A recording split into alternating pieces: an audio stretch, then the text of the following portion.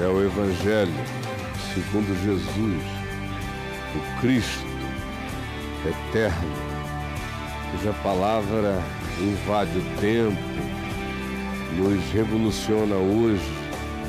É uma boa nova para agora, para mim e para você.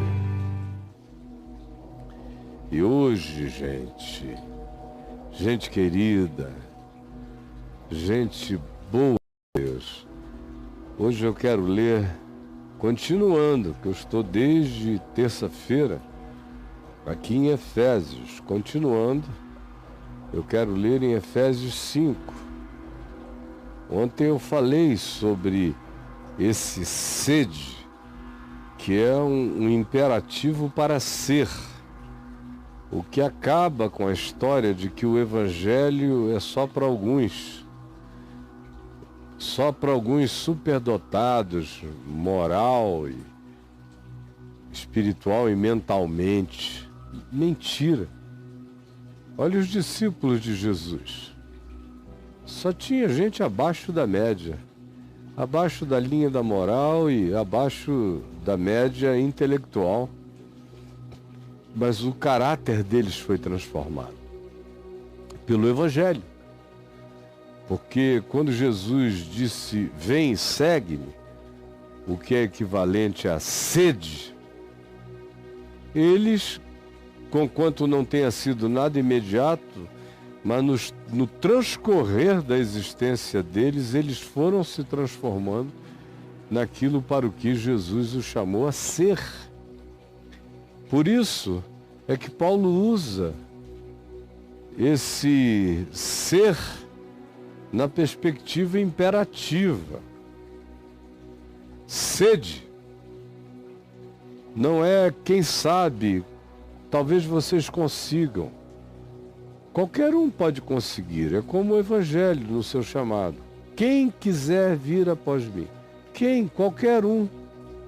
Não há acepção de pessoas em nenhuma perspectiva. Inclusive nesta, qualquer um pode se tornar. Qualquer um pode ser. Eu já vi tanta gente impossível, tanta gente impensável, tanta gente para além do crível, do admissível, se tornar. Eles eram o que todo mundo repudiava, e o Evangelho entrou na vida deles e eles se tornaram. Eles ouviram esse sede, creram, e isso se tornou uma possibilidade para eles. Sede, pois, porque o chamado é esse, para sermos benignos, compassivos, perdoando-nos uns aos outros, como também Deus em Cristo nos perdoou.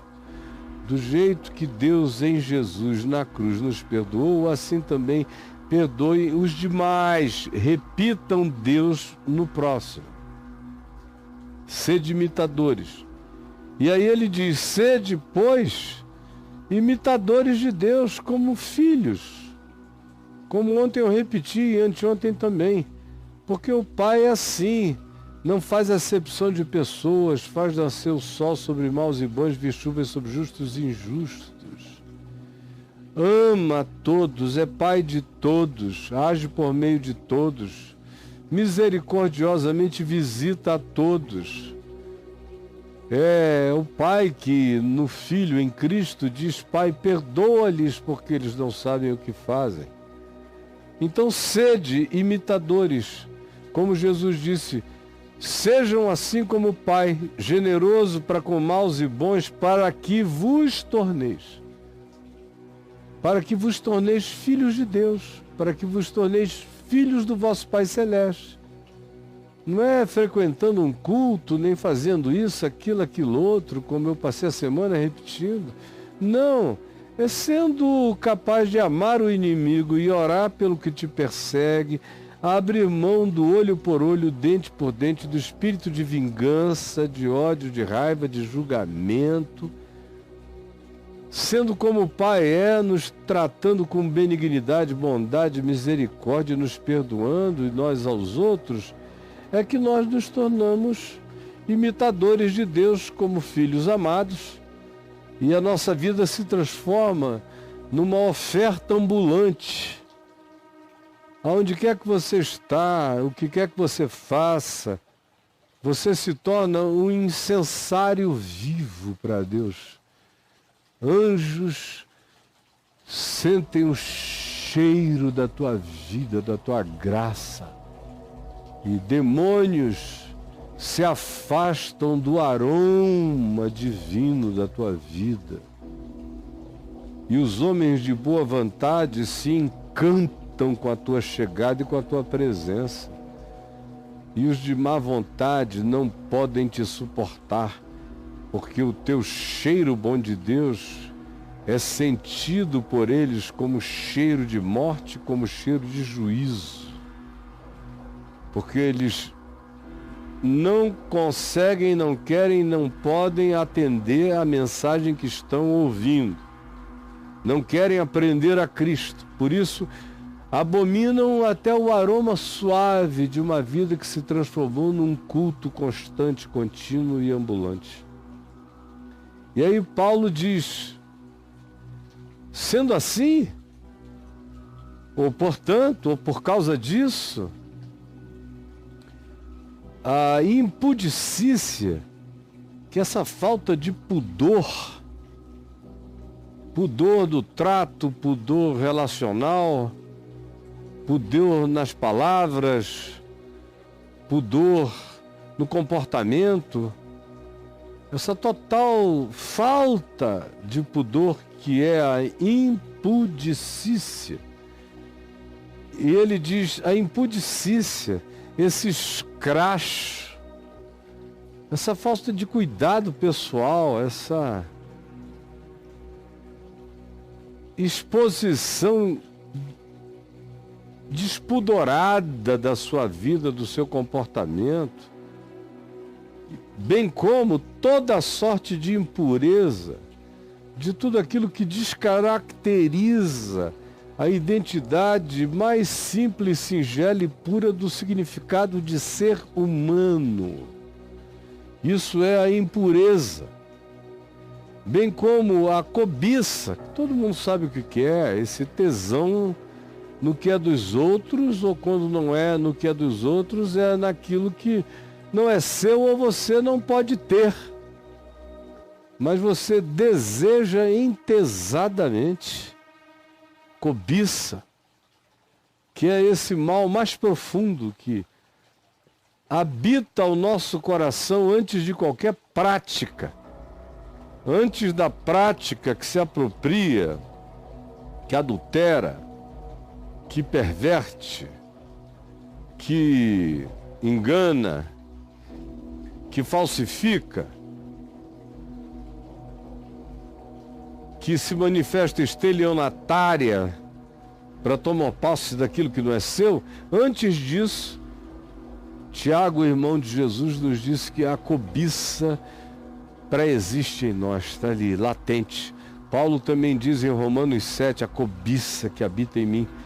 É o único mandamento sem visibilidade. Por exemplo, na lei de Moisés. Não farás para ti imagem de escultura, é visível. Quando se diz, guarda o dia do sábado para o santificares, é visível. Quando se fala em honrar pai e mãe, é visível. Não adulterarás, não furtarás, não dirás falso testemunho. Todas essas coisas são visíveis. Agora, não cobiçarás, ela habita o ambiente da absoluta subjetividade. Você pode ter cara de altruísta e santo, está cheio de desejo cobiçoso e ninguém sabia. A cobiça é esse mal que ganha contorno de natureza essencial e que é a perversão do ser, porque ela existe a partir não do contentamento de que a gente seja quem a gente é. Ela anula o ser anula o prazer em ser, anula o contentamento de se ser quem se é, e diz que você só estará completo se possuir o que não é seu. Por isso a cobiça tira você do eixo da sua essencialidade e projeta o seu significado para fora de você. E aonde quer que isso aconteça, o indivíduo já se fragilizou para toda sorte de invasão maligna, psicológica, existencial e espiritualmente falando. Cobiça, impudicícia, impureza e cobiça nem sequer se nomeia entre vós. Ele chega ao extremo de dizer: isso não deve fazer parte nem da conversa, nem dos temas de vocês, no cotidiano de vocês. Seja um cotidiano sem impudicícia, sem o papo, o argumento, a disfarçatez de denunciar a impureza para ter o pretexto de falar nela. Ou a cobiça. Tem muita gente que denuncia os cobiçosos apenas para criar um tapume, um esconderijo, uma máscara, para que ninguém perceba que a cobiça é dele.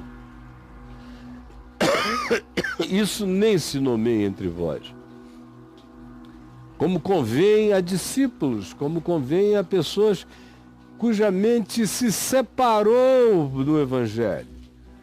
Adotou o Evangelho como lei da vida e adotou os pensamentos de Deus manifestos em Cristo como os pensamentos que devam ser os meus, como princípios plantados na base de quem eu sou.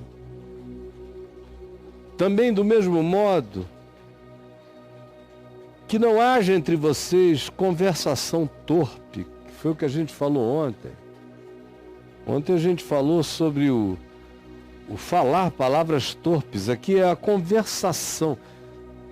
Se o usar de palavras torpes já entorpece a gente e o outro e causa o caos que eu descrevi ontem, imagina a conversa torpe, que é o que o Salmo 1 nos diz. Bem-aventurado o homem que não anda no caminho de pecadores, não anda seguindo o caminho dos pecadores, não se detém nesse lugar aonde a torpeza opera, nem se assenta na roda dos que escarnecem, dos que praticam a chocarrice e o escarnecimento. E Paulo, na mesma linha, diz: não haja entre vocês esse papo entorpecente, de cuja roda vocês só se levantam piores. São aquelas amizades que quanto mais tempo a gente as nutre, pior a gente fica. Ou você não consegue nem perceber que determinados convívios entorpeceram você. Seu pai e sua mãe notaram muito mais, eu ouço isso muito de pai e de mãe. Às vezes de filhos, mas pai e mãe dizem: meu Deus, ela era uma menina extraordinária, até que ficou amiga de um grupo assim. 6 meses depois ela estava irreconhecível. A mesma coisa em relação a pais. Meu pai era um cara legal. Aí ficou amigo de 2 ou 3 outros indivíduos e olha, 2 anos depois ele tinha virado um bicho e adotou os mesmos comportamentos, porque é isso que produz a conversação entorpecente, essa cujos temas não são os temas que dignificam. Qualquer conversa que não gera o prazer humano na conversação, mas sim o entorpecimento destrutivo. Cada um que abre a boca entorpece o outro, piora o outro, pela temática baixa que traz para tudo. E ele diz: nem useis de palavras vãs. São essas palavras ocas que só besteira. Só besteira. Os caras se reúnem para só falarem idiotice. Palavras vãs. Aí vão inventando uma coisa depois da outra, depois da outra, depois da outra. Ninguém para. Se você espremer depois, não teve uma gota de significado, de utilidade,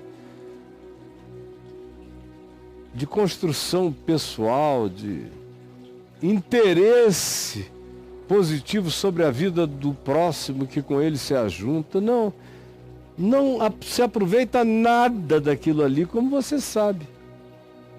Você que só se ajunta na conversação torpe, nas palavras vãs ou nas chocarrices, que é aquilo que designa o uso do choque como modo de comunicação. É aquele pessoal que só sabe se comunicar chocando. Você conhece alguém assim? Ou você é essa pessoa? Tem gente que acha que se falar algo normal, elegante, gentil, humano, bondoso, não vale. Tem que vir logo com uma palavra esquisita, tem que vir logo com uma frase feita e pensada para chocar todo mundo, tem que vir logo com uma agressão verbal que choca e que cria pelo choque aquela atitude de prazer perverso na humilhação daquele que foi o objeto da chocarrice, do choque, ou aquele sentimento que celebra a chocarrice, a comunicação chocante, mesmo que ela seja destinada a um outro grupo, mas há aquela gargalhadaria, que não é alegria, mas que introjeta o pior em nós. Aquele que se deleita na chocarrice, na comunicação chocante. Na internet, então, pelo amor de Deus, ninguém sabe falar nada mais que não termine chocando. Quase ninguém. A maioria choca. E desrespeita e ofende. De todos os modos. Isso é chocarrice. Mas você não quer saber mesmo do Evangelho, nem do Novo Testamento. Você só quer saber de igreja, né? Mas da palavra de Jesus e do Evangelho, em torno da qual a igreja deveria existir, você não quer saber, você ficou só com o clube. E o que eu estou dizendo aqui chega a causar mal-estar nos seus ouvidos. Conversação torpe, palavras vãs, chocarrices, coisas essas inconvenientes, fora de todo e qualquer propósito, conveniência. São absurdas, são patéticas. Aí Paulo diz, antes pelo contrário, ao invés disso, se relacionem com ações de graça, com aquilo que edifica, que faz bem, que põe para o alto, que levanta a autoestima, que melhora as pessoas, que educa, que traz uma sabedoria, que compartilha um conhecimento novo, de cuja mesa você se levanta melhor, mais feliz, mais alegre, mais iluminado, mais ilustrado, com mais conhecimento, mais humano, mais generoso. Ele disse, isso não é a antítese disso tudo, que é a ação de graça, que é essa atitude e essa vontade de agir com graça. Ações são atos de graça. Ao invés de impudicícia, impureza, cobiça, conversação torpe, palavras vãs, chocarrices, troquem tudo isso por um agir cheio de graça. Por tornarem-se esse incenso humano, cheiroso e divino, um culto vivo, bonito, leve, andando pelo mundo, andando pela terra. Sabei, porém, isto, fiquem sabendo. E aqui o pau canta. Sem apelação, cara. Sem apelação. Nenhum incontinente, que é aquele cara que diz que não se controla, que diz que é taradão, que sai pegando e fazendo qualquer coisa que lhe vem na cabeça, e quando você o confronta, o apanha, e diz, ó, não há nada que eu possa fazer a respeito, eu sou assim mesmo. Não consigo me controlar, bateu à vontade, eu vou e pego e faço e tanto faz. Você conhece alguém assim? Já ouviu esse discurso? Então ouça o que Paulo diz, nenhum incontinente ou impuro, por deliberação, esse cara que decide ser tudo o que eu venho falando de terça-feira para cá, por deliberação, que vai diluindo o caráter, o ser, a essência humana nele mesmo. Ou o avarento, que é o sujeito que é capaz de ver o outro morrer de fome, de necessidade, e não abre a mão sendo generoso. Porque todo avarento é idólatra, ele cultua a mamon, ao dinheiro, ao poder, à posse. Então nenhum descontrolado, deliberadamente descontrolado, que dá razão ao seu descontrole e à sua loucura de descontrole, ao impuro, que fez opção pela dissolução do seu ser por escolha. E nenhum avarento, que é idólatra, que cultua poder, dinheiro, fama, posição, tem qualquer herança no reino de Cristo. Não tem herança no reino de Cristo. O reino de Cristo é a antítese disso. Só tem herança no reino de Cristo quem tem prazer nas outras coisas, sobre as quais eu venho falando, e que podem se resumir em benignidade, compassividade, perdão uns aos outros como Cristo nos perdoou, amor segundo Jesus, justiça segundo Jesus. Esses são os que têm parte, têm herança no reino de Cristo Jesus. Esses outros não, quando morrerem, morrerão. Vão viver até o dia em que derem o último suspiro, na melhor das hipóteses. Aí dão o último suspiro, caem na vala, acabou. Acabou, não tem continuidade. A vida eterna é para quem crê. E quem crê busca incorruptibilidade, busca bondade, busca amor, busca graça, busca melhorar sua humanidade, busca não pisar no próximo, nem destruir ninguém, busca não querer se apossar daquilo que não é seu, busca ser bondoso, generoso e compassivo. Quem crê, dá fruto do que crê. Quem não crê, dá o fruto do que não crê.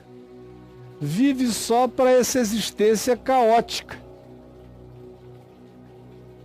Não tem parte no reino de Cristo, que é essa designação para essa dimensão na qual eu me torno herdeiro de Deus em Cristo, me torno um Cristo em Deus. Esses não têm parte, não têm herança no reino de Cristo e de Deus. Infelizmente eu tenho que ler isso para você, gostando você disso ou não. Ninguém vos engane, outra vez aquele tema de anteontem, de não se deixar enganar, não se deixar enganar. Jesus advertindo, abra o olho, não seja um indivíduo idiotificável, controlável, manipulável, porque não conhece a palavra que você pode ouvir. Você está ouvindo o que eu estou dizendo aqui, é evangelho. É a mesma coisa que Paulo sentado aqui diria. Ouvindo e sendo instruído e aprendendo a Cristo. Portanto, ninguém vos engane com palavras vãs, com idiotice. Como a maioria aqui é enganado pela idiotice o tempo todo, o cara inventa aquilo antes de sair de casa, joga em cima de vocês e vocês aplaudem e remuneram a loucura e a insanidade com grandes somas em dinheiro. Ninguém vos engane com palavras vãs, porque por estas coisas, por esse ceder, por esse consentir com a vanidade, com a idiotice praticada e falada em nome de Deus, vem a ira de Deus sobre os filhos da desobediência, que são esses que, tendo ouvido o Evangelho, tendo podido aprender o Evangelho, se instruir no Evangelho, preferiram e deliberaram a antítese durante todo o curso da sua vida e se tornaram absolutamente insensíveis para o que eu estou falando aqui. Tem gente com raiva. Portanto, ninguém vos engane, porque por estas coisas vem a oposição de Deus, vem a ira de Deus. O que é a ira de Deus? É Deus zangado, vindo com toda a sua intensidade contra os homens? Jamais. Senão o universo acabaria. Se Deus se irasse contra a criação, tudo voltaria ao absolutamente nada, ao nihilo, ao coisa alguma. Você quer saber qual é a ira de Deus? A ira de Deus é deixar você entregue a você mesmo, andando sozinho, é retirar essa assistência, essa luz de graça, esse sopro de sabedoria, essa intuição, esse pendor para lá e para cá te ajudando a melhorar, a entender. Até o dia em que você diz, não quero, sei, mas não estou afim. E escolhe e delibera existir do jeito em que lhe passa pela cabeça. Você ganha aquilo que Paulo chama de uma disposição mental reprovável, quando se torna deliberado na escolha do que é mal. Se torna um filho da desobediência, o que é pior do que ser filho da prostituta. Filho da desobediência. A desobediência o vai parindo. Ele vai andando de desobediência em desobediência, se tornando cada vez mais a imagem e semelhança da desobediência. Portanto, não sejais participantes com eles. O chamado aqui é para que a gente não se associe a isso nem a esses. É para eu me alienar e viver numa comunidade distante? Não. Jesus disse, Pai, eu não te peço que tu os tires do mundo, e sim que tu os livres do mal. Eu atravesso tudo isso, só que isso não me penetra, não fica nada disso em mim. Eu não carrego nem a poeira disso aqui enquanto eu vou. Como Paulo disse, não sejam participantes, não se associem, não sejam aqueles que gargalham daquilo que mata, não sejam o público aplaudindo aquilo que destrói o ser. Pois outrora, antigamente, se vocês hoje são do Evangelho, são de Cristo, ouvistes a Cristo, fostes instruídos em Cristo e aprendestes a Cristo, então essas coisas ficaram para trás, mas que elas fiquem mesmo. Como ele disse aqui no verso 22, despojem-se do velho homem. Outrora éreis trevas. Essa descrição de vida aqui é a descrição de um ser de treva, feito de treva. Não tem nada de luz nele, ele é pura treva e escuridão mental, psicológica, espiritual. Como é que essa pessoa pode dar certo? Como é que você vai casar com esse cara ou com essa mulher? Como é que a vida desse indivíduo ou dessa pessoa vai produzir alguma coisa que seja aproveitável para ressignificar a existência do outro como algo bom. Treva, mas agora, porém agora, se ouvistes, fostes instruídos e aprendestes agora, já não sois mais treva, porém agora já sois luz. Vocês se tornaram luz no Senhor.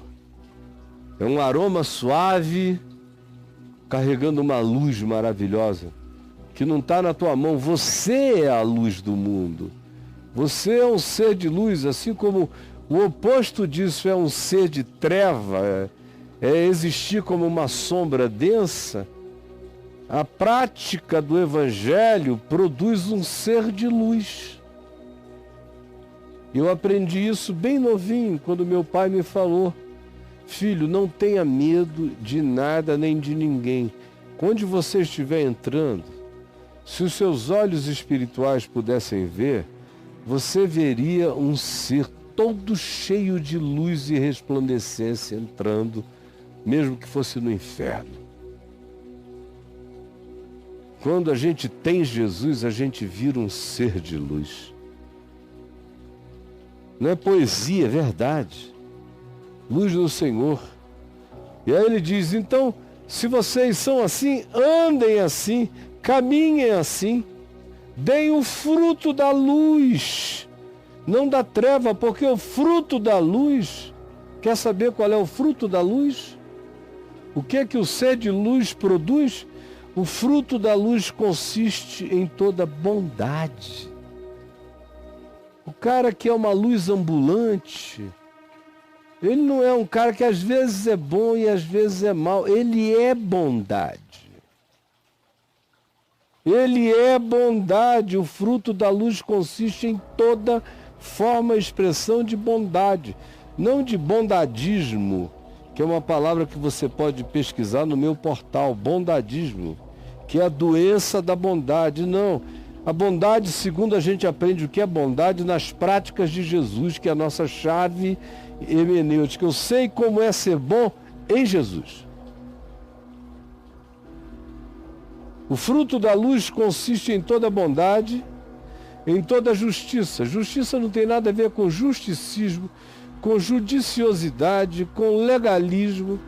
Justiça é segundo Cristo, que era amigo de publicanos, de pecadores, que socorria a todos, que acolhia a todos, que reconhecia a verdade onde quer que a verdade estivesse, a ponto de dizer para um centurião romano, chefe das forças de ocupação na Galileia, na presença de todos os judeus religiosos e não religiosos: em verdade eu vos digo que em todo Israel eu nunca encontrei uma fé como desse centurião romano. Isso é justiça, é admitir o que é, admitir a realidade, é glorificar a realidade, é aplaudir a realidade e não se satisfazer com nada menos do que a realidade em estado de equidade, de proporcionalidade, de necessidade atendida. Isso é justiça segundo o reino de Deus. E o fruto da luz consiste em toda bondade, justiça e verdade. Verdade não é verdadeirismo, não é sair por aí entregando quem você viu ali na esquina, dando um beijo na mulher do vizinho. Isso não é verdade, isso é fuxico. Verdade não é também um pacote doutrinário. Verdade é uma pessoa, é Jesus. Eu sou a verdade. Quando ele diz e conhecereis a verdade, ele não está dizendo e conhecereis uma doutrina, ele está dizendo e me conhecereis e o meu conhecimento, e aprendendo de mim, que sou a boa nova, que sou o Evangelho, e aprendendo a boa nova, que sou eu, me seguindo, vocês serão libertos. Isso é conhecer a verdade, e a verdade vos libertará. O fruto da luz é esse, consiste de toda bondade, justiça e verdade.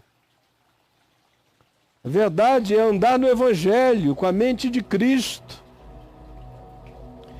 provando assim, quem vive assim, Prova sempre o que é agradável ao Senhor. Não fica perguntando, oh Deus, será que eu estou fazendo a tua vontade? Não, a luz está acesa. Você está andando na trilha, na vereda menos percorrida, mas que é o caminho do Evangelho, ensinado e vivido e praticado por Jesus. E não sejais cúmplices. Ali na frente ele disse, não sejais participantes. Agora ele diz cúmplices. Porque tudo começa com uma participação. Logo depois, quando você nota, se prossegue, já se tornou cúmplice. Começa participando e logo depois se acumplicia nas obras infrutíferas das trevas. O cara fica produzindo treva no mundo. Se você pudesse se ver andando, você seria um defecador de trevas, você seria uma sombra densa fazendo caca de treva na terra. Não sejais cúmplices das obras infrutíferas das trevas, que não melhoram o mundo, só o pioram. Antes, porém, reprovai-as, não saindo gritando por aí, igual um doido, moralista, gritalhão. Não, reprovai-as no coração, para vocês.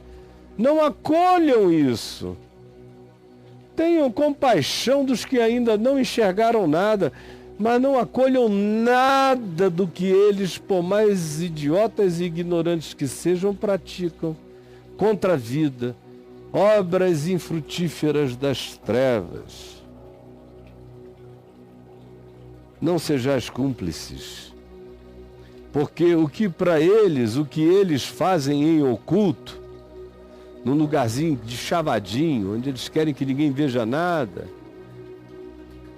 o só referir, o só bater papo sobre essa porcaria, sobre esse surubismo, sobre essa promiscuidade, sobre essa conversa corrupta e perversa, sobre a alegria dos lobos.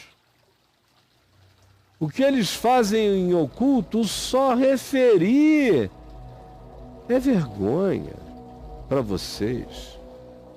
Mas todas as coisas, quando reprovadas pela luz do Evangelho, se tornam manifestas, elas não têm mais como se esconder, uma vez que o Evangelho esparge a sua luz sobre elas.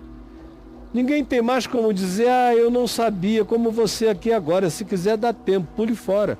Aliás, nem dá mais, você já ouviu o bastante para não conseguir mais escapar. Você vai ser perturbado por essa palavra até que você se renda a ela para o resto da vida. Todas as coisas, quando reprovadas pela luz, quando expostas à luz, se tornam manifestas. Não dá mais para se dizer que não se sabia, porque tudo que se manifesta é luz. Apareceu, já está na luz. Tudo que não aparece está nas trevas, mas tudo que aparece é porque a luz as revelou. E aí já não dá mais para apagá-las, elas já se tornaram óbvias. Elas demandam uma decisão da sua parte. Você não existe mais em estado de ignorância cega, agora você já viu. É por isso que se diz, desperta, ó tu que dormes. Levanta-te de entre os mortos e Cristo te iluminará. Paulo aqui compara esse indivíduo que vem vivendo essa vida que eu estou descrevendo desde terça-feira, por isso você tem que ver tudo, compara um cara morto. Ele tem existência funcional, ele pode ser melhor colocado num concurso, pode passar em primeiro lugar em Harvard. Mas se as práticas da existência dele, o fruto que ele dá é o fruto da treva, e o coração dele está poluído por toda essa desconstrução humana, ele, mesmo existindo do ponto de vista espiritual, ele existe espiritualmente morto, em delitos e em pecados. Por isso se diz desperta. Cara, você está me ouvindo até agora, acorda, levanta, Deixe-se ativar por essa palavra da verdade. Desperta, Lázaro morto, podre, há 4 dias, vem para fora. Desperta, ó tu que dormes, levanta-te de entre os mortos, sai do meio, levanta-te da tumba, da morte, dessa vala comum do planeta, levanta-te, e Cristo te iluminará com a luz do Evangelho. Portanto, vede prudentemente como andais, não fiquem bobos, não andem como nécios, como tolos. Andar prudentemente, no texto grego, significa andar em linha reta, sem tergiversação. Ao contrário, não andem como tolos, como nécios, como bobos, como idiotas, mas sim como sábios, que são aqueles que aprendem o significado de cada tempo, hora, oportunidade. O verdadeiro sábio é aquele que carrega no coração, antes de tudo, esse amor constrangedor do Senhor, que coloca o indivíduo nessa alegria obediente da boa nova, conforme eu tenho explicado milhões de vezes. E façam isso remindo o tempo. A gente já perdeu tempo demais, você já perdeu tempo demais. Tem gente aqui me assistindo com 75 anos perguntando: Caio, será que ainda dá tempo?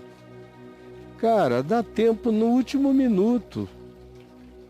Para o sujeito que disse: Jesus, lembra-te de mim quando entrares no teu reino, arrependido, consciente, quebrantado.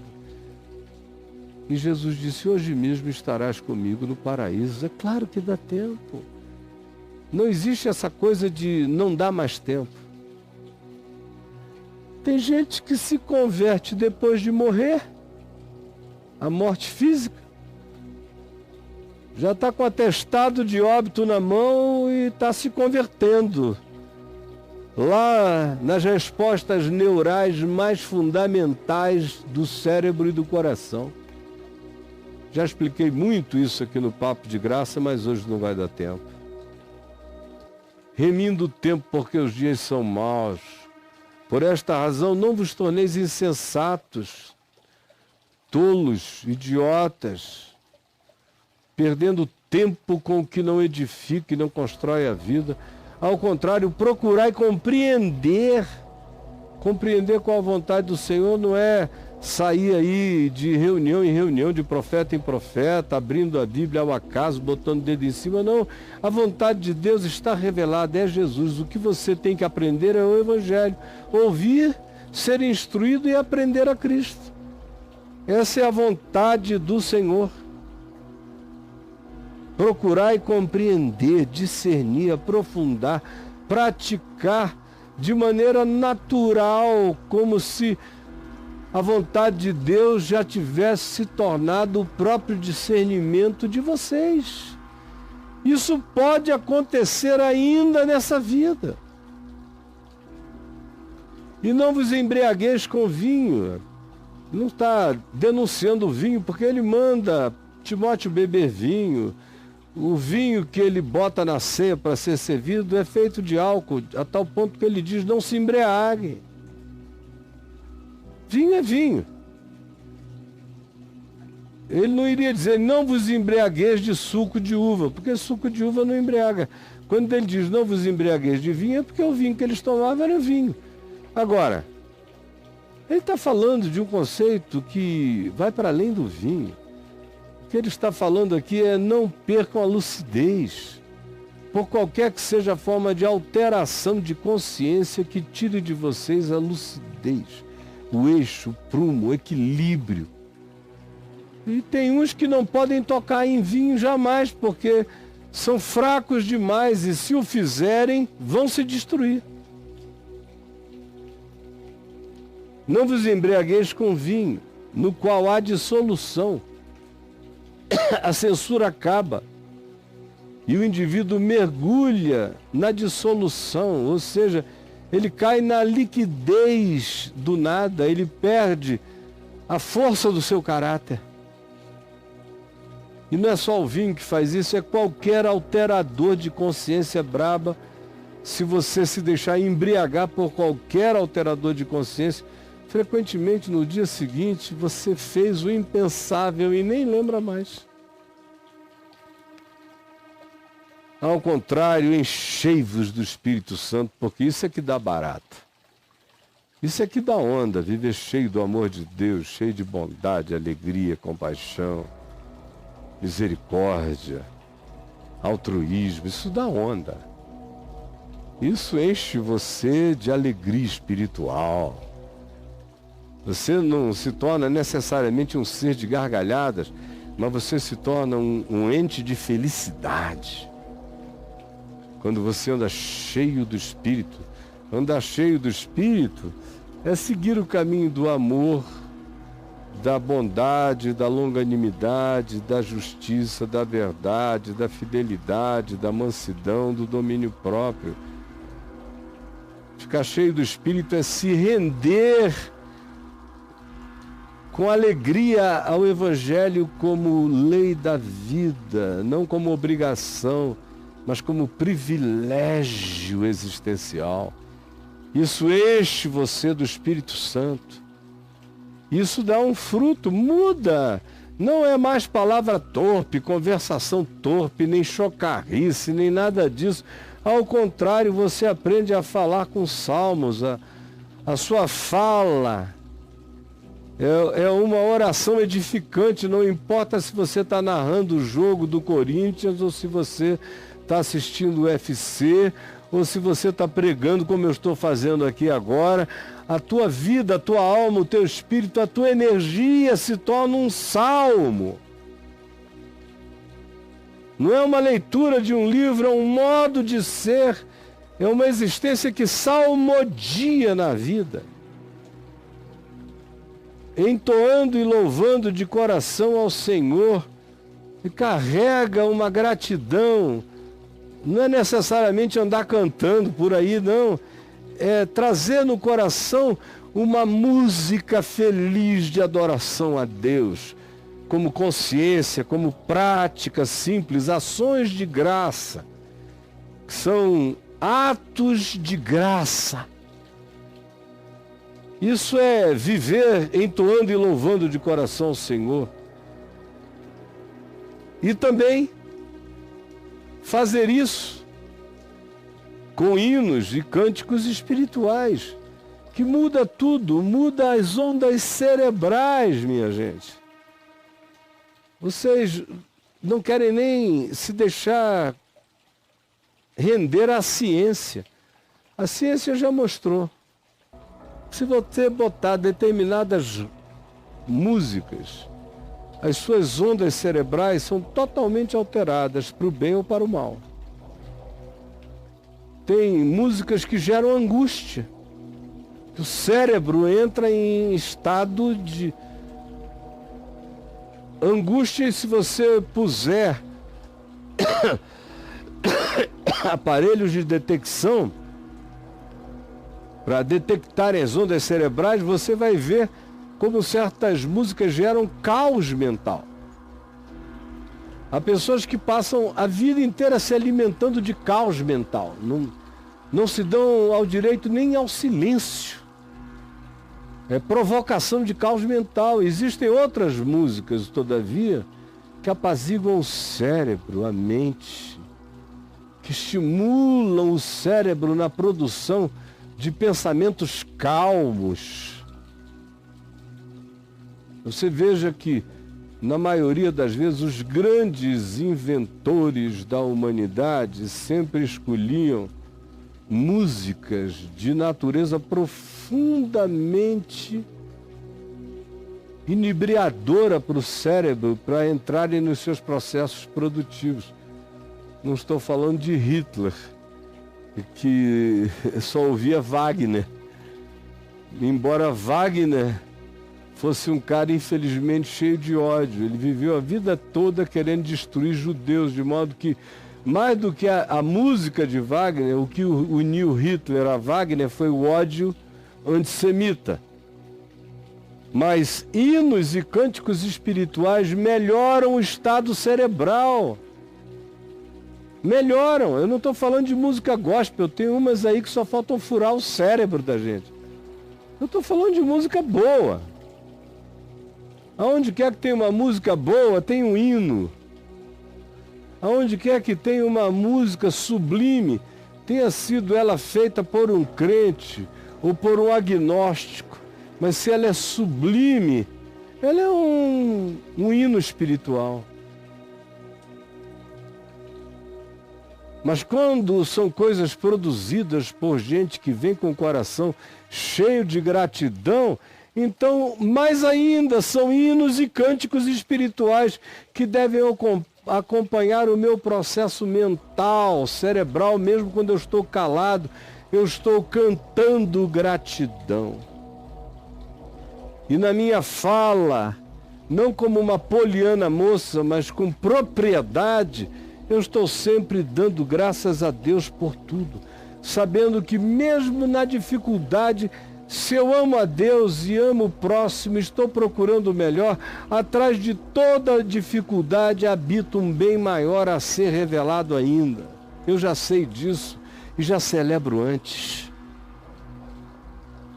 Dando sempre graças por tudo a nosso Deus e Pai, em nome do Senhor Jesus Cristo. E fazendo isso com a capacidade de ouvir o próximo, sujeitando-vos uns aos outros por causa de Jesus. Ao invés de gritaria, ódio, briga, confusão, sujeição é aquela hora em que você chega e diz, olha, nesse caso eu penso diferente, mas eu não estou afim de ter razão, eu estou afim de ter paz. Ao invés de entrar num estado de discussão apologética, que nunca faz ninguém vencer ninguém no argumento, só provoca raivas maiores, eu vou me aquietar, vou me sujeitar, vou orar, vou viver com coerência. Essa pessoa vai enxergar. Eu vou fazer isso no temor de Cristo. Por causa de Jesus eu vou me comportar assim. E vai chegar a hora que ela vai enxergar.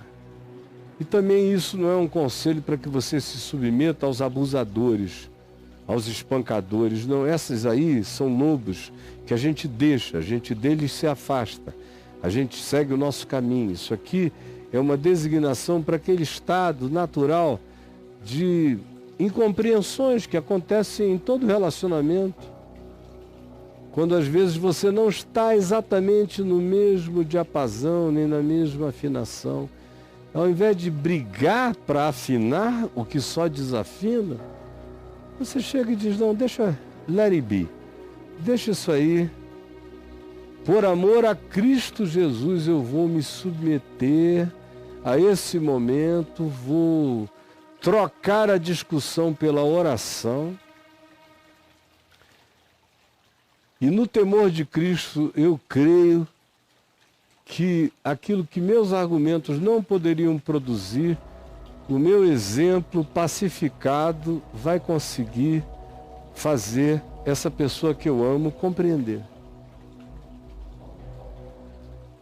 Isso quando a alternativa seria uma discussão totalmente desnecessária.